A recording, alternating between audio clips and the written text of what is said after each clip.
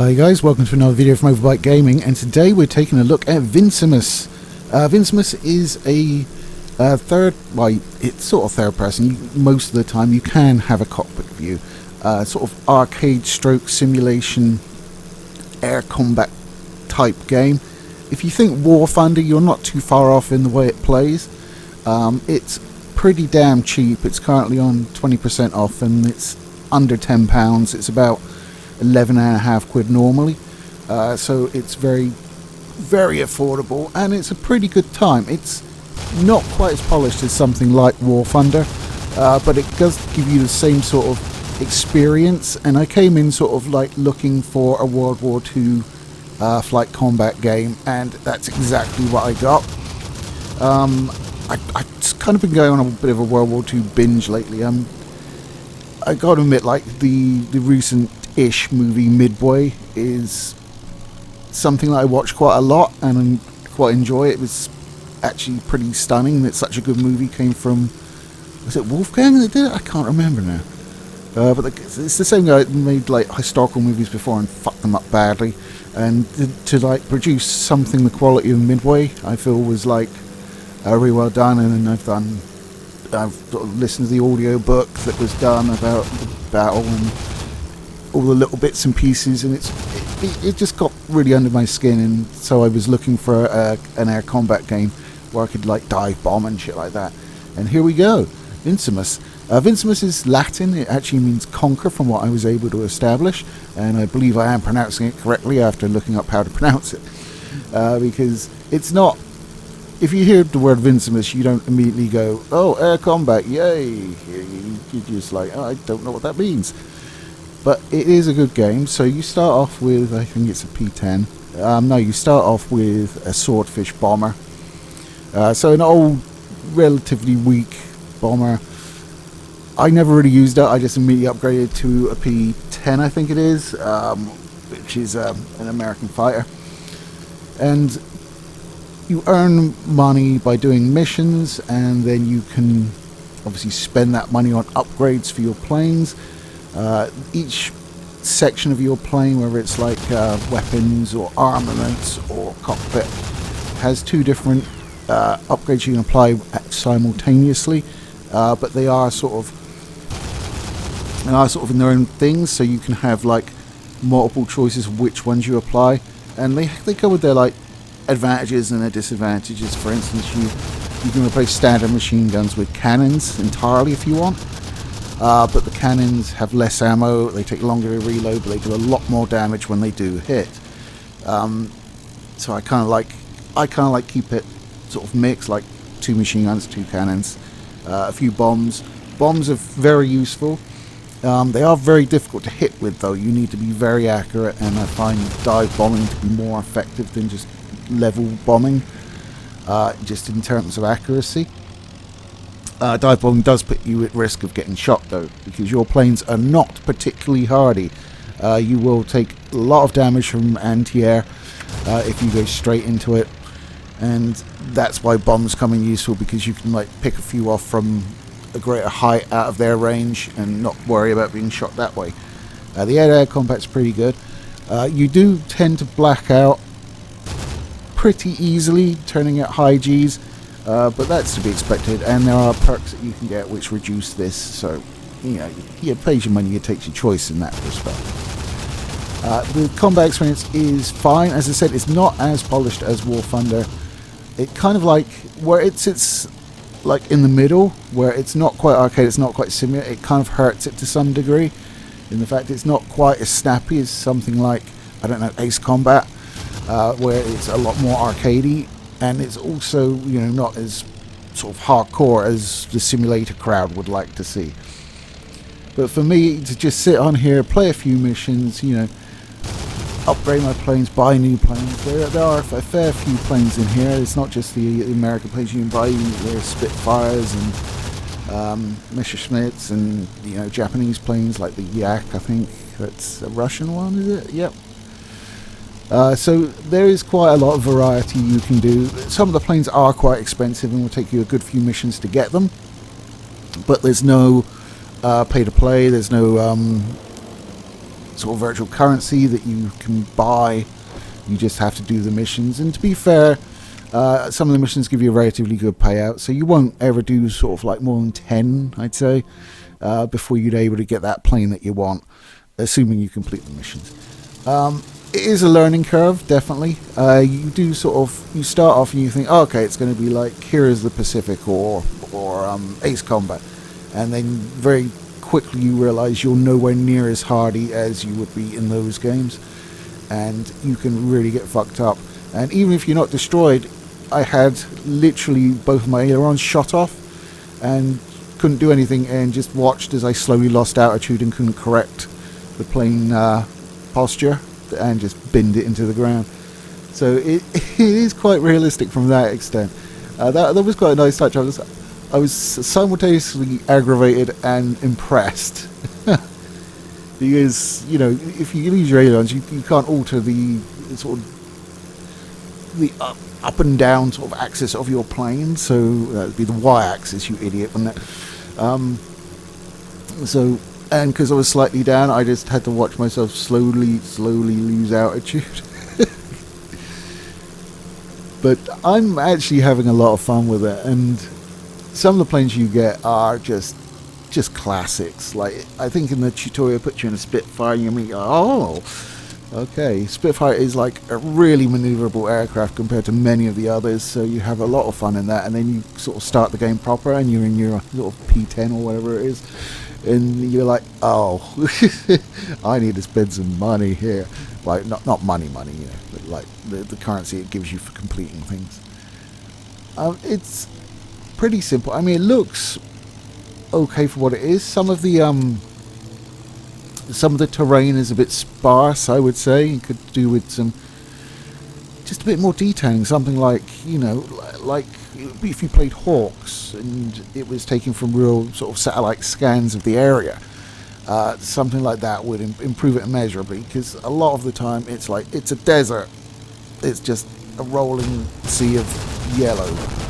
I mean, okay, that's what a desert is, but you could make it more interesting than what it is, just from the standpoint of, oh, it's a desert, there's just sand, maybe like a few, I don't know, bushes and shit. It's just some of the terrain looks a bit bland. The aircraft designs are all very well done. They're very much like their counterparts.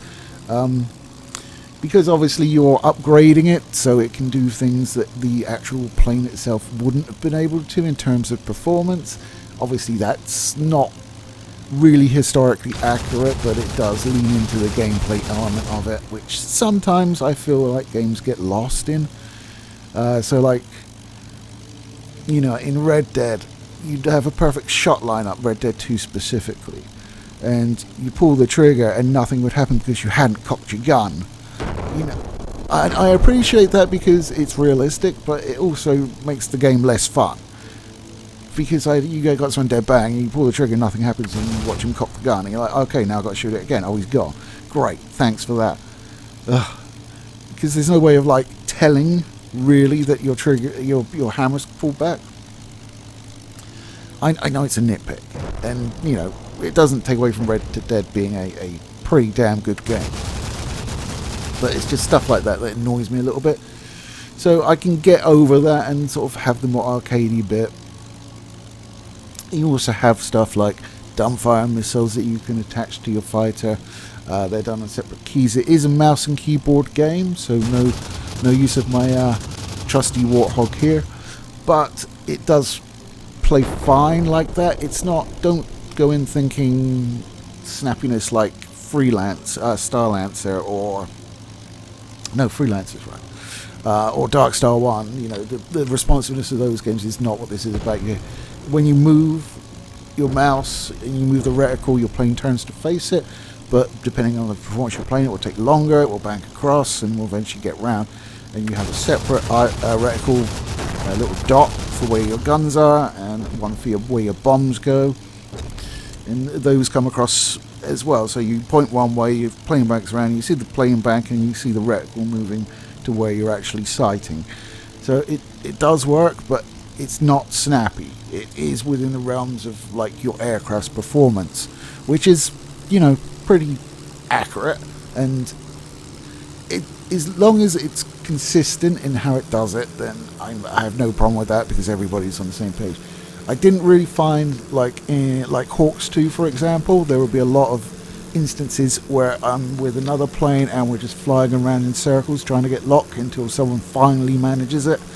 That happened a lot in Hawks 2 and really sort of brought the game down after loving the first one for me. But I didn't really find too much of that happening in Vincemus. It is good. You do have a cockpit view. I never use it because obviously I want that field of view to see where the planes are around me. And you can also zoom in with the right mouse button that will allow you to zoom in so you can more accurately pick your shots. The enemy aircraft, when you're in range, do have leading reticles for you to fire at, and they are just as well, I wouldn't say just as fragile as you, probably even more so. It does matter where you hit the planes on their bodies, and it does matter what weapons you use. A cannon will take down a plane a lot quicker than your machine guns, although if you hit them in the right place, the machine guns will take them out in a short burst as well. The enemy planes don't really get upgraded. They're just like their stock models, so you do have an advantage at that point once you've spent in-game currency on the plane and upgraded it a bit, which is what I have done. You do have the upgrades themselves are useful. They're usually a trade-off, though. There's a few there that don't have any penalties, but like if you have like a more armored cockpit, your weight will go up, your speed will come down, stuff like that. So you have to bear in mind. You can make your rounds more damaging, but you also not have as many rounds in your guns. You do have infinite ammo, but you still need to reload your guns, and they can take upwards of 15 seconds to reload some stuff. So I think your bombs will... You have 2 bombs on my fighter that you're seeing. And once I've dropped both, they will take a while to recharge and reload, basically, which is not realistic. I mean, you would just drop your bombs and you'd be out of bomb ordnance normally. But it does make for a funner experience and means I can get those fucking AA bastards out of there without putting my neck on the line, basically, even if it takes ages because I keep missing, which is entirely my fault. But I mean, I think it's also because I've got like the little 100-pound bombs, which, you know, if you get a direct hit, it's all good. But like, if you don't get a direct hit, you're probably not going to destroy much.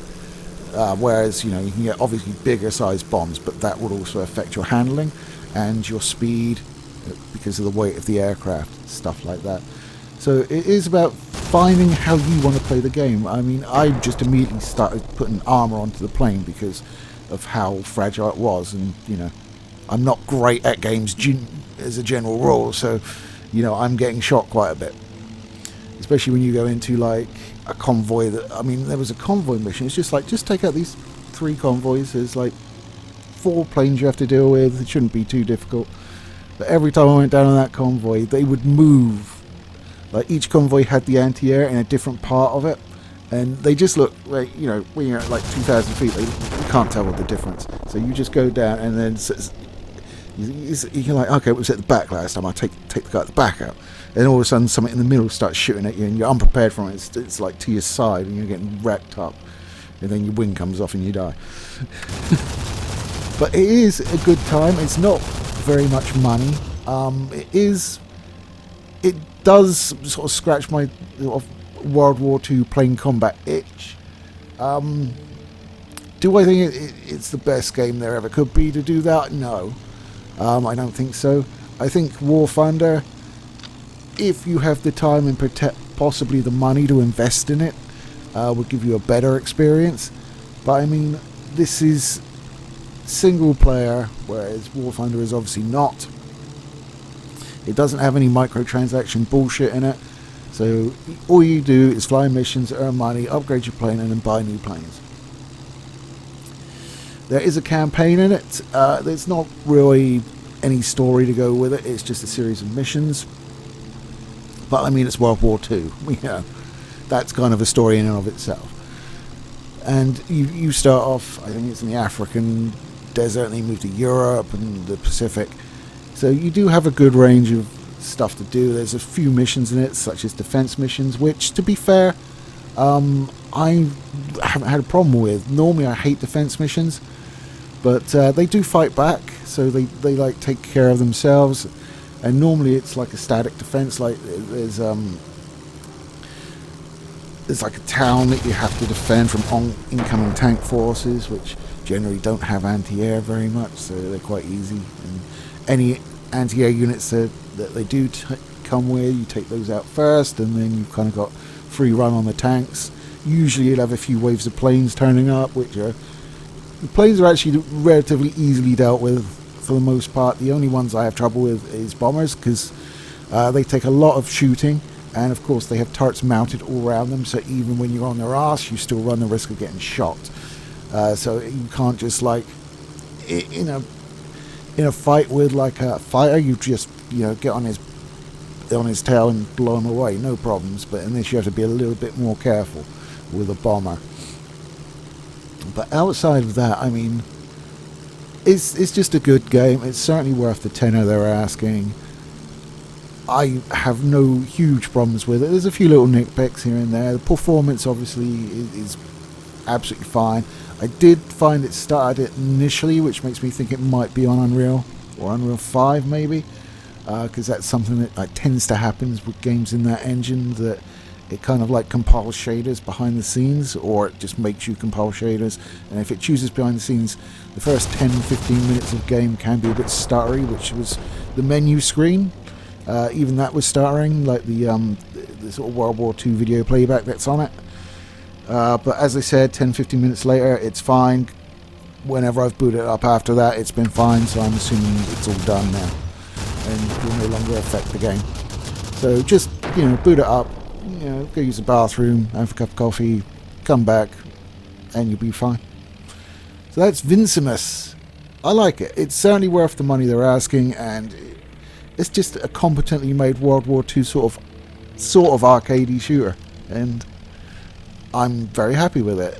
It released in December of last year, and it's very positive on Steam, so there you go. That's all you need to know about it. If it sounds like it rings your bell, then I see no reason to not get it at this price, especially as it's currently on offer, as I say, for under £10, which is not bad, seeing as I've just picked up a AAA game for like 70. Probably be next week, that one, lads. But I don't know. Looking at my channel, it's super weird. I never know what will hit. Like, I'll do like a really popular AAA title, no one will watch it. I guess maybe because there's tons out there. But I'll pick some like old janky game from like the 90s that I used to play as like, well, 90s, so not quite a kid, but a young man, and it would just do thousands of views, and I'm no idea. But I don't really do this for views anyway. If I did, I probably would have stopped by now.